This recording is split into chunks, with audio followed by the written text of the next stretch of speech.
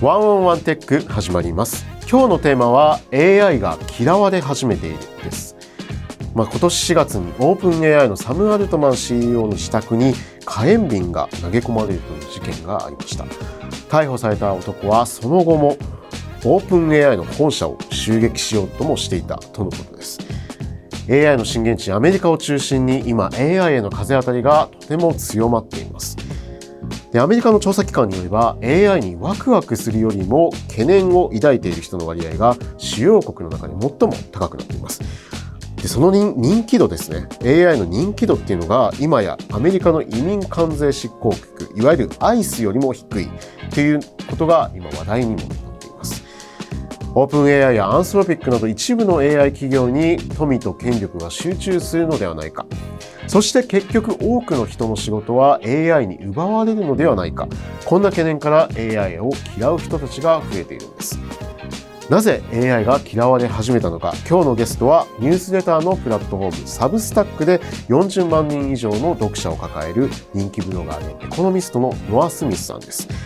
この問題を早くから指摘していたアメリカ現地の専門家であるノアさんと共にこの背景を深掘りします。今日のトピックは3つです。1つ目が AI 嫌いが広がっている現在の状況を深掘りします。そして2つ目が AI 格差の現実。最後に AI は国家を支配するのか。この3つの話題を見ていきます。それではノアさんをお呼びしましょう。Okay, we have Noah Smith. Thank you very much for coming on the show. Thanks for having me on. Okay.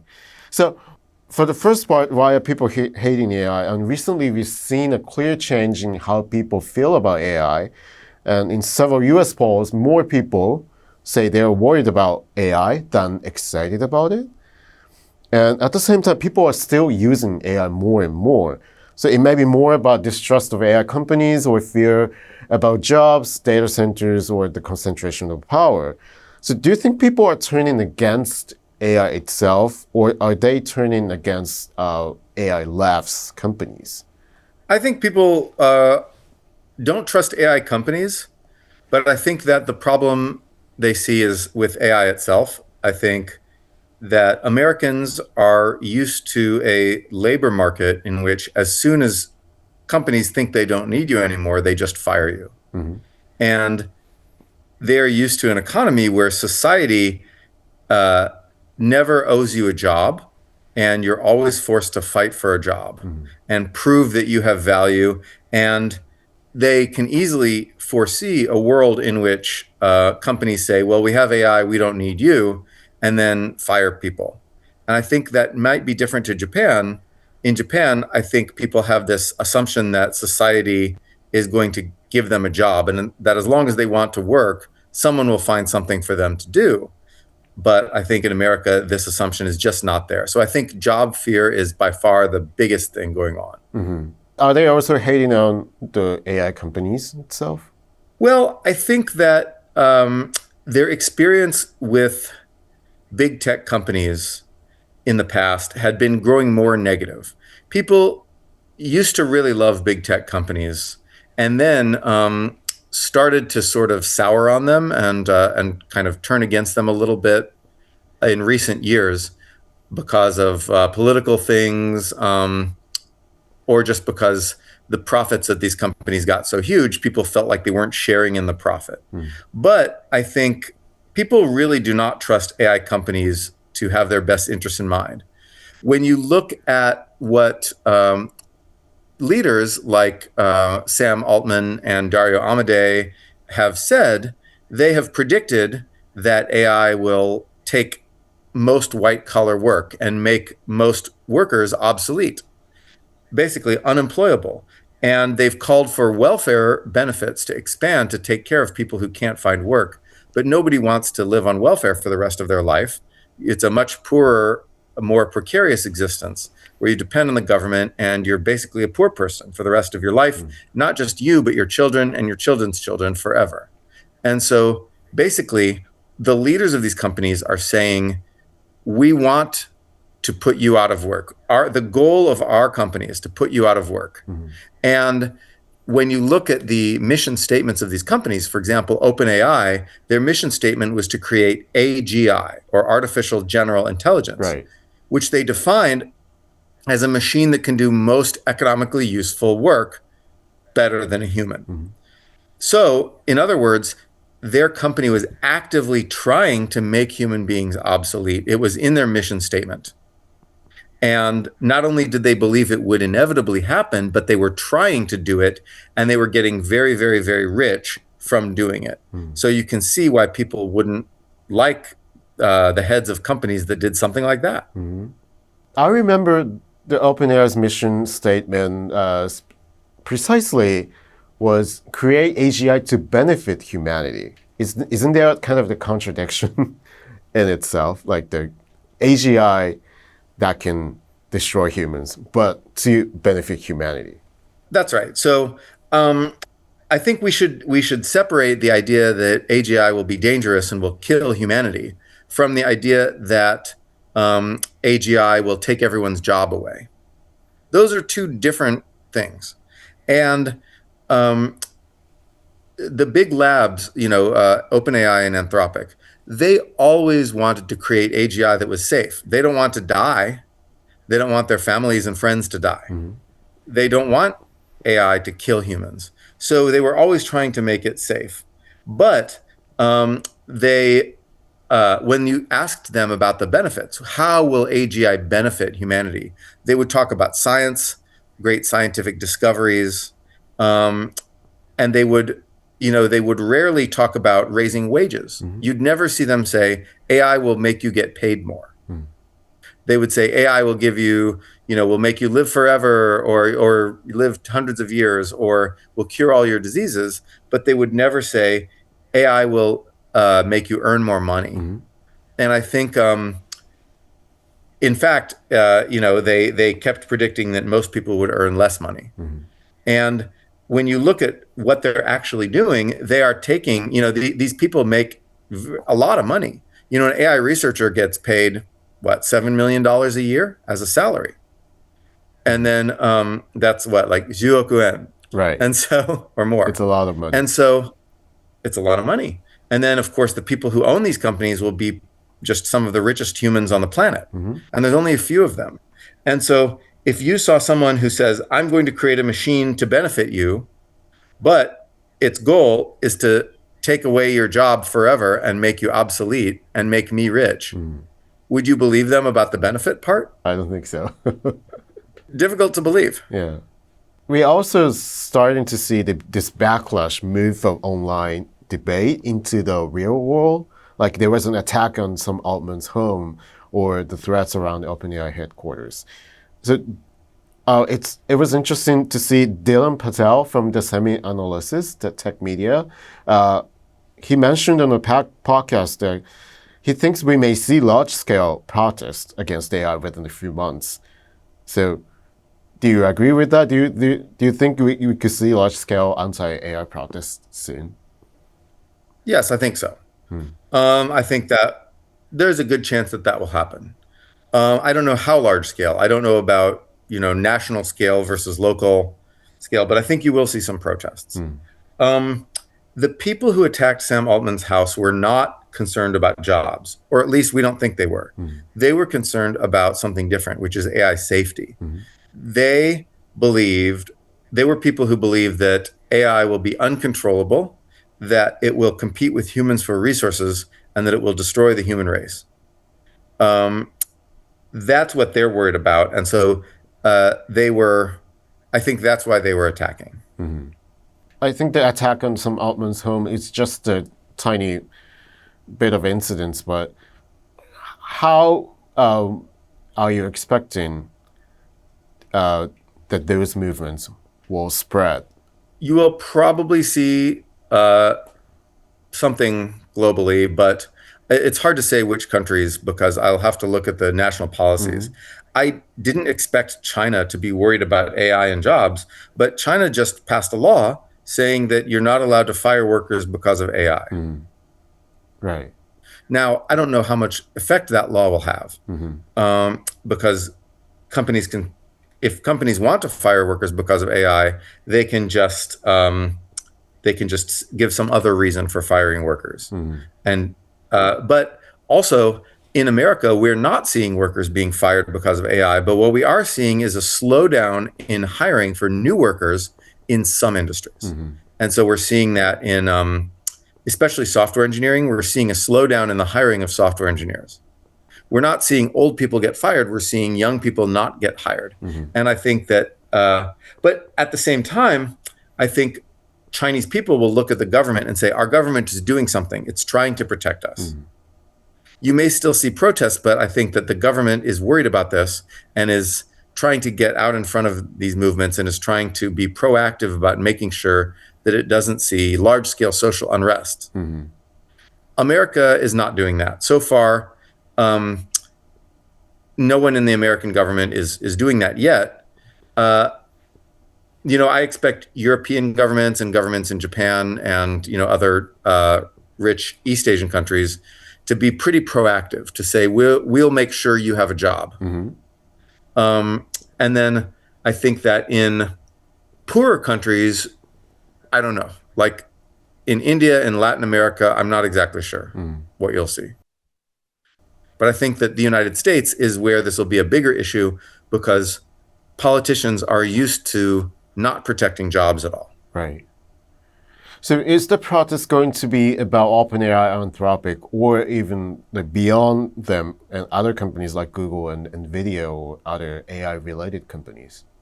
I don't think that the protesters will be so specific. I don't think that they will target specific companies as much as the idea of AI itself. They might protest, some people might protest in front of the offices of Anthropic or OpenAI.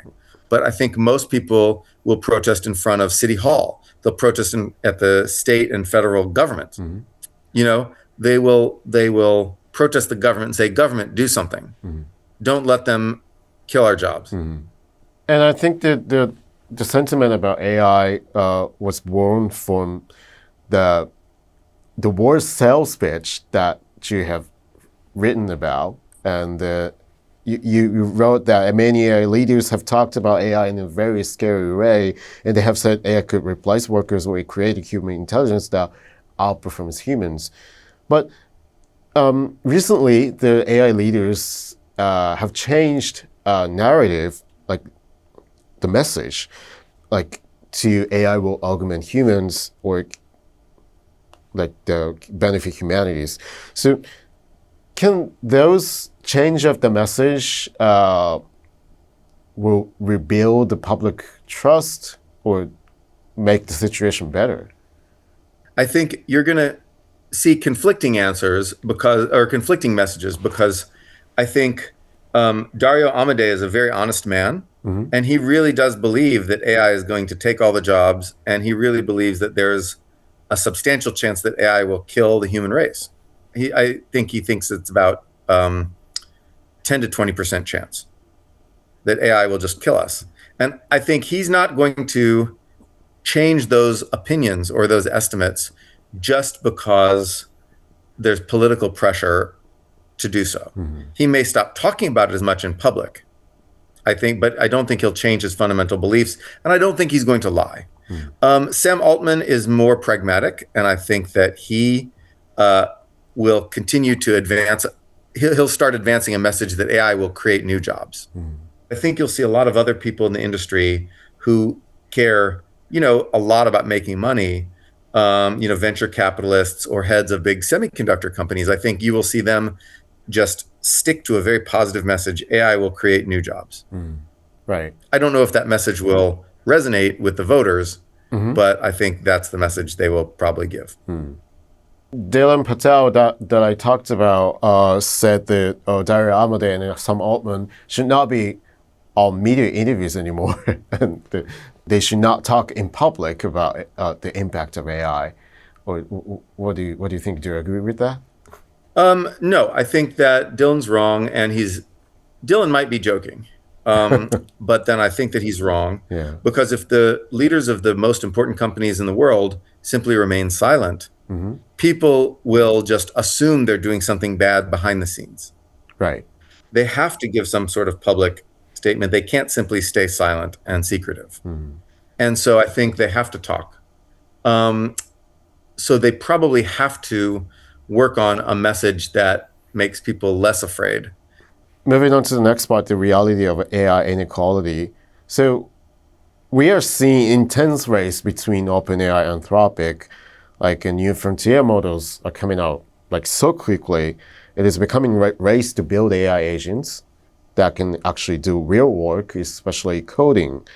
So you've argued that agentic coding might be the first real killer app of AI, which makes it companies or people pay serious money for AI. So do you think agentic coding will become a real mode for OpenAI and Anthropic, or will it eventually become a commodity? I think it's pretty clear that chatbots, the sort of first use of AI, doesn't have much of a moat because people will switch. If you start charging people a lot of money, they'll just switch. And Claude seems pretty similar to Gemini, GPT, or even Grok or some Chinese bots. But it didn't look like there was much of a moat there.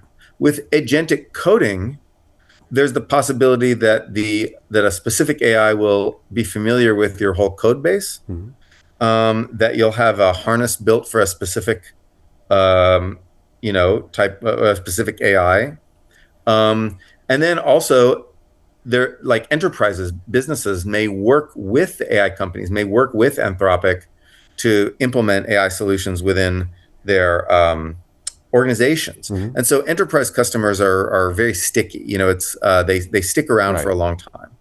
And so I think you could see more of a moat there. And then in terms of long term, I think it really depends on. I'm not really sure. I think we have to be prepared for this possibility.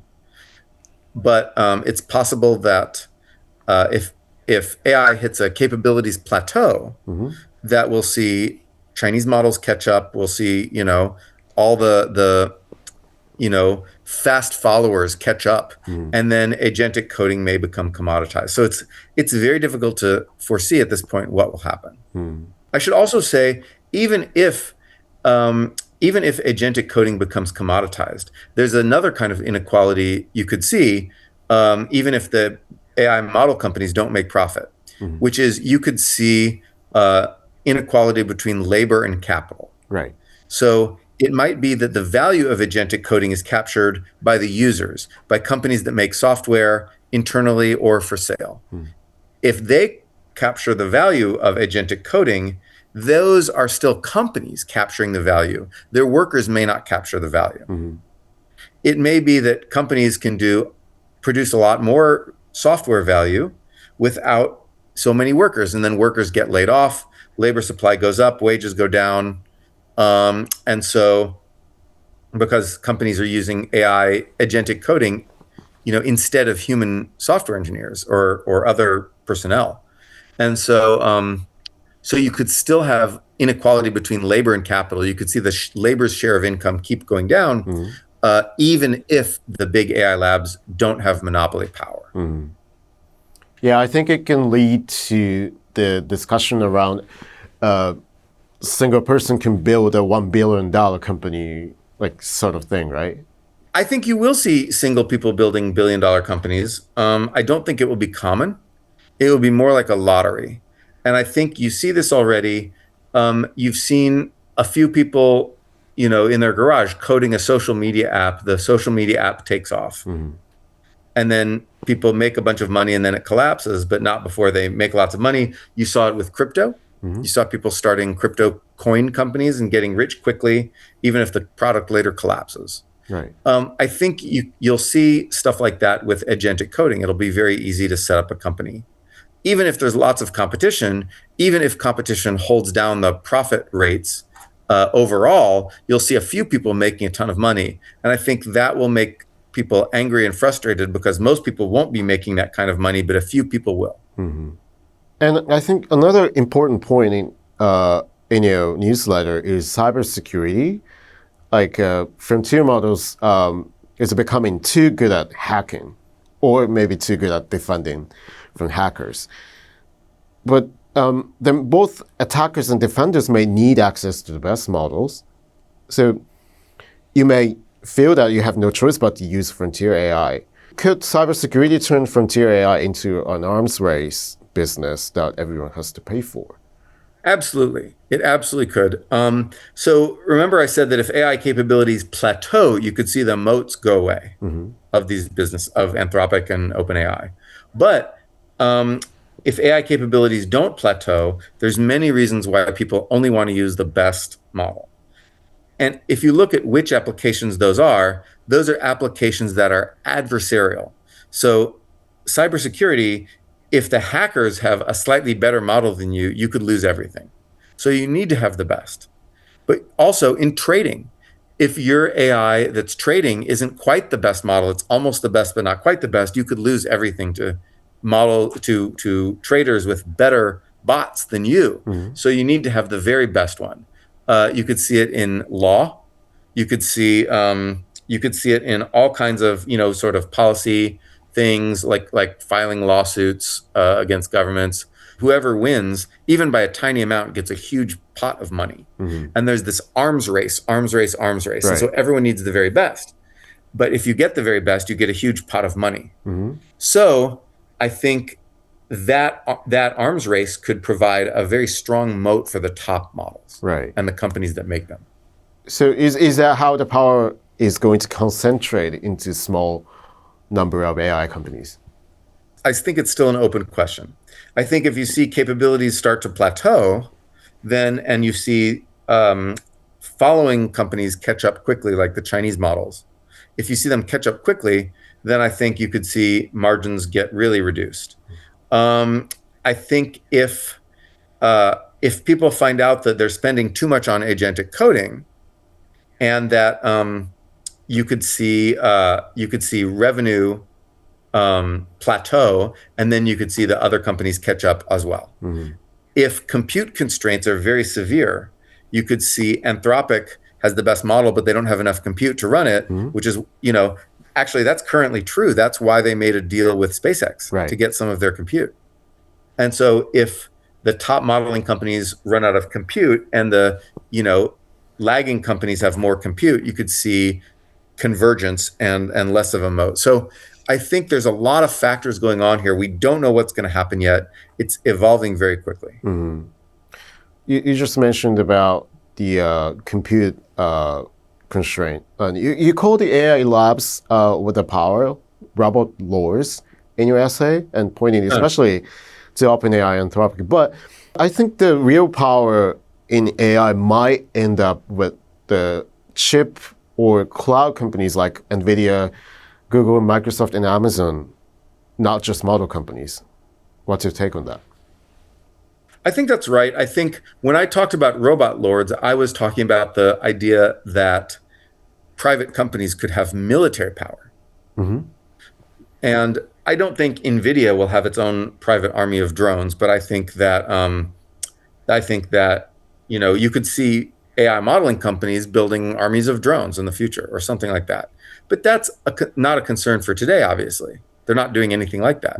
But in the future, if you were thinking about companies replacing governments as the source of power, you would need a company that's able to make military AI, which I don't think NVIDIA is specialized in doing. But if you're thinking about inequality, of wealth inequality, I think so far NVIDIA has been getting a lot of the money from the AI boom. Right. And I think that the more competitive the modeling layer gets, the more money NVIDIA makes. And the less competitive the modeling layer gets, the lower NVIDIA's profit margins will be, because the monopsony power, the dominant buyers will be able to dictate prices to NVIDIA and TSMC and the makers of chips. So I think that the competitive structure of the modeling layer will affect the profit margins of the semiconductor layer quite a lot. Right.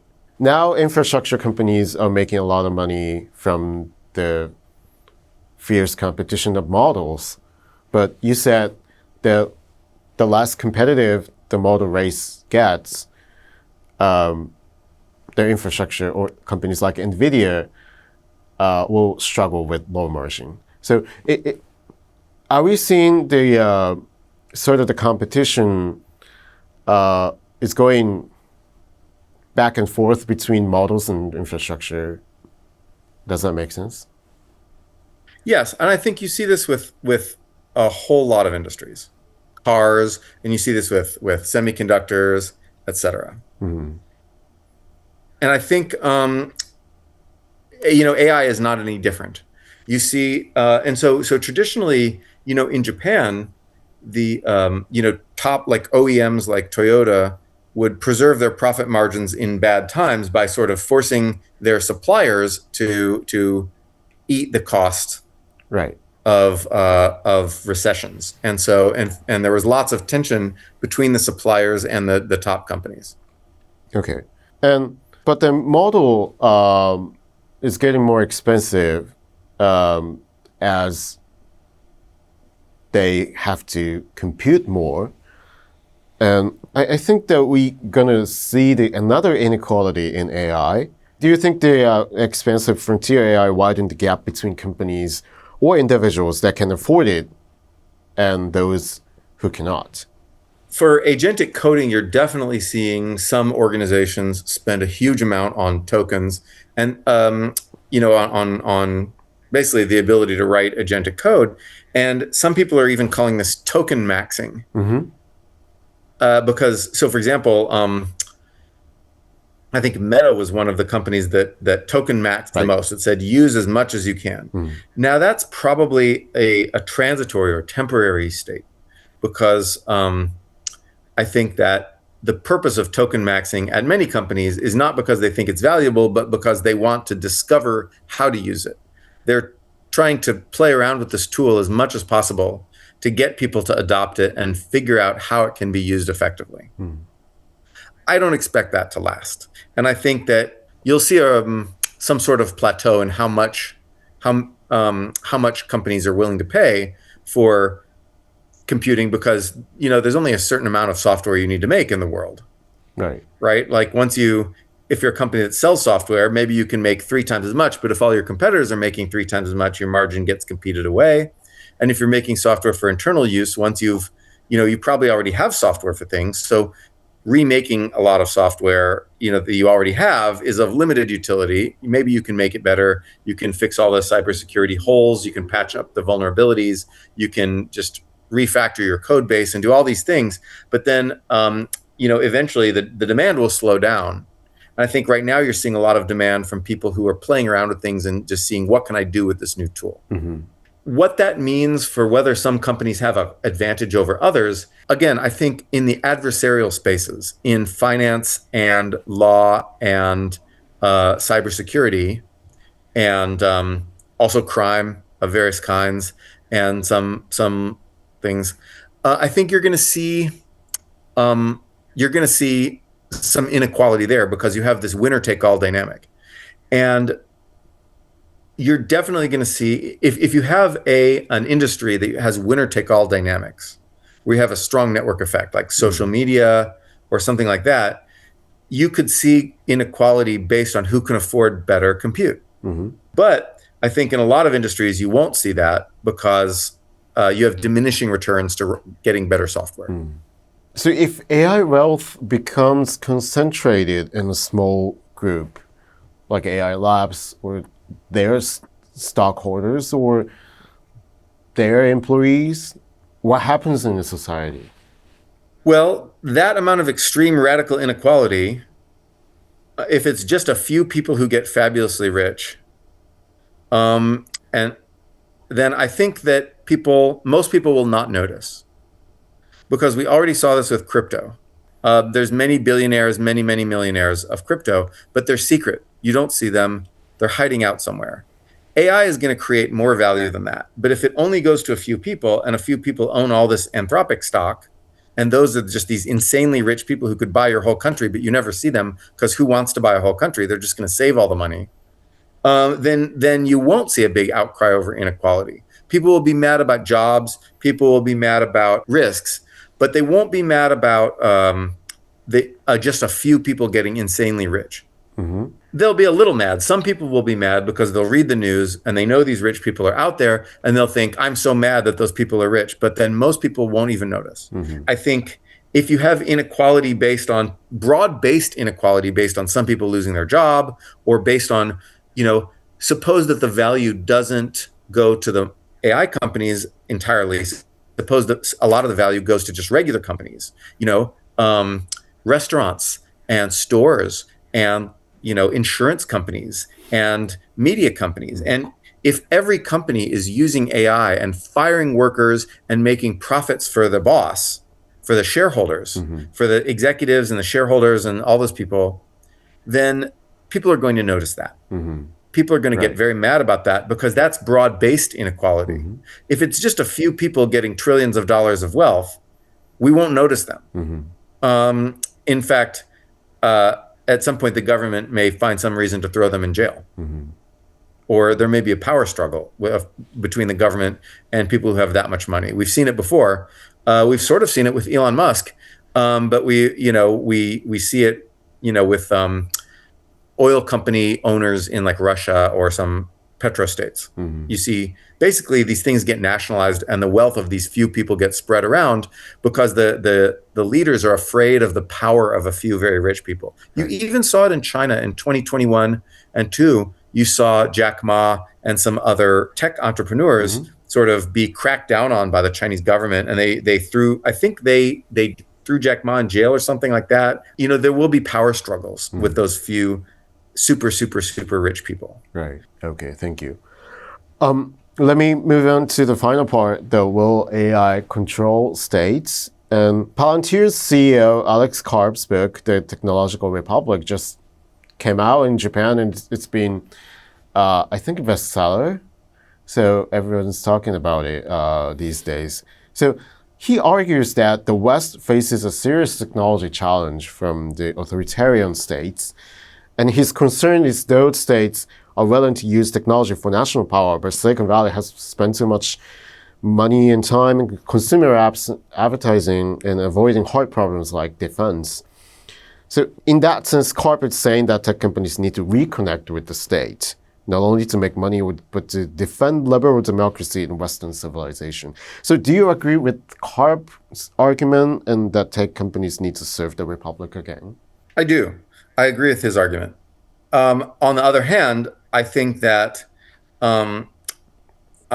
what's likely to happen is something less idealistic.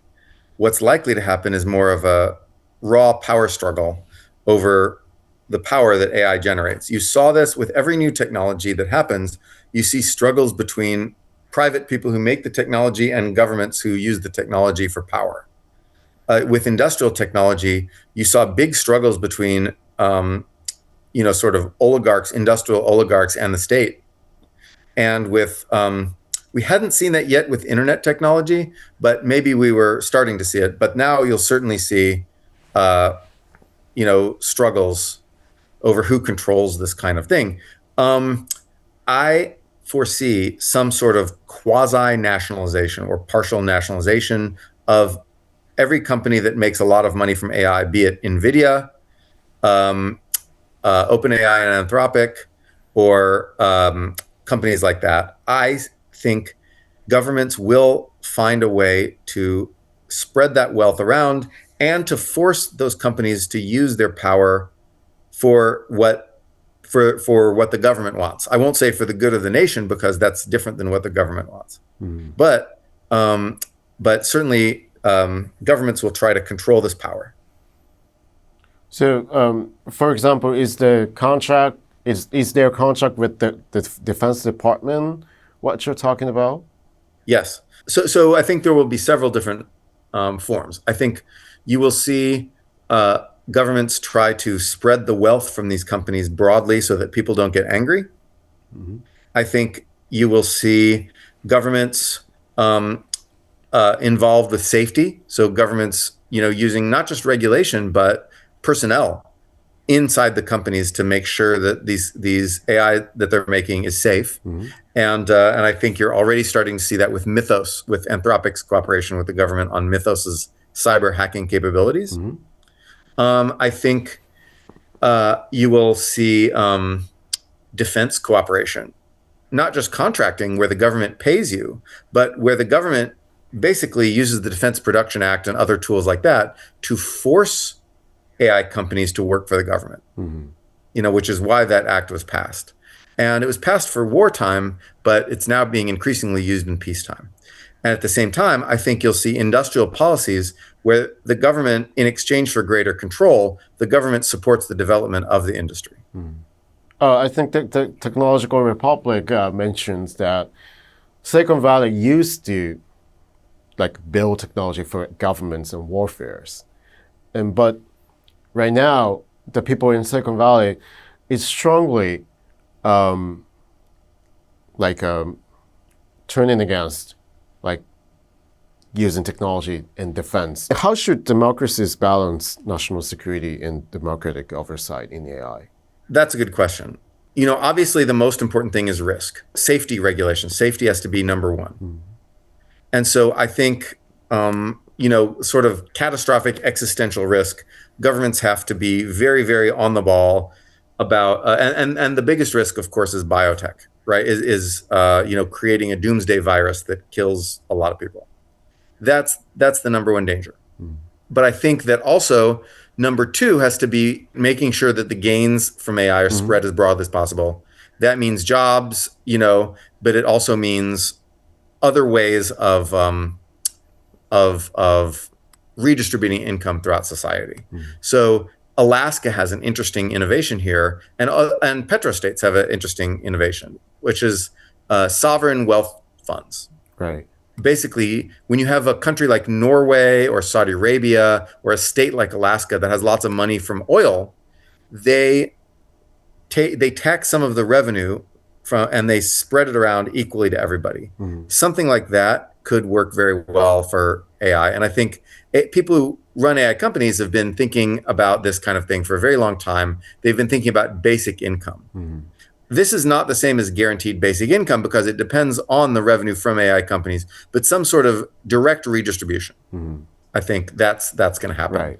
But also, all kinds of things to all kinds of laws, regulations, and policies to sort of push AI companies to figure out how to employ humans. What is the right distance between AI labs, AI companies, and governments? The more risks there are of a technology, the closer government has to work with companies. So if you look at nuclear power, government works very closely on safety and things like that on nuclear power. So is AI going to be like that? AI will be like that. AI is more dangerous than nuclear power. 3 to 5 years from now, what will you expect in this AI age? I mean, that's very, very hard to predict, but I think that the way humans interact and think in groups will change. We've already seen big changes in this from the internet, and I think we don't notice this, but the way people communicated and talked and the way decisions were made by groups and the way information was processed by corporations, by governments, by society, culture, groups of people changed radically with the internet when people could talk to people anywhere. I think we're going to see another equally big change with AI, except actually it's in addition to the change in how people exchange and process information, there will be a change in how people generate information. So I think that the era where we assign individual humans cognitive tasks, and you go home and you think about things at home, that will be changed. Instead, we will have AI do that. What humans will spend their time doing, I'm not sure. Because I think a lot depends on AI capabilities, but also a lot depends on what humans want from AI. So for example, take writing. Do people want an AI to just think its own thoughts and put them on a page? Or do people want to put their own thoughts on a page with the help of AI somehow? That's a big question. We don't entirely know the answer to that yet. And as the generations change and new generations grow up with AI, we might see different answers to that. So we've certainly seen young people use the internet much differently than older people. And in fact, you can see some reversion where millennials would post a lot about their life on social media. But Zoomers, the younger generation, is becoming more secretive. They're, to some degree, abandoning public feeds to talk in private chat groups and chat rooms and messages. Because they realize that putting everything about your life online for everyone to see has big drawbacks. So we might see some changes. We might see some waves or oscillations. It's very, very hard to predict. You've exceeded my predictive power, and I think even in AI, even the best AI would be unable to give you a good prediction. Okay, before I let you go, this is the final question. You are an expert on Japan too. How will AI change Japan in terms of the course of the economic growth? Japan has huge opportunities from AI. AI could be the best thing to happen to Japan since the Industrial Revolution. And I'll give you several reasons. Number one, Japan is very, very weak in software because Japan doesn't have a lot of software engineers. But now you don't need them. You don't need so many software engineers. You need a few to check code and to, do a few technical things, but mostly you can get by with far fewer software engineers now, thanks to AI. Or even if you can't today, in 5 years, you'll be able to. So Japan's shortage of software could be fixed overnight, almost overnight. That's huge. Japan is very good at hardware, and especially at robotics. Japan's strength in hardware could be extremely complementary to AI. Next, Japan's aging problem could be much less of a problem thanks to AI. One of the big problems with aging is knowledge goes away. You have some people who understand a lot of things about engineering. They have a lot of know-how. They have no one to teach it to. Now you can teach it to AI. And you can even use AI to reinvent some of that knowledge if it's lost. So I think that by complementing people and magnifying the abilities of workers, AI could make Japan's population problem and labor problem much less severe. So I think those are three huge ways in which AI is a gigantic golden opportunity for Japan. But on the other hand, using the capabilities of AI will require changes in how corporations work. You will need to organize work much differently. That reorganization will be of the same scale that happened in the Industrial Revolution itself, where craftspeople gave way to large factories and offices. This is going to have to change. Japan is going to have to change radically, and Japan's corporate structure is notoriously slow to change. If Japanese companies keep trying to operate as if it's 2015 or 2005, they could just die and they could get completely outcompeted and destroyed. So Japanese companies need to radically change in order to embrace AI. But if they do, Japan could be extremely well positioned to dominate the next era of technology. Great to hear. Okay, thank you. Thank you, Noah, for coming on the show. ありがとうございました。はい、こちらこそ。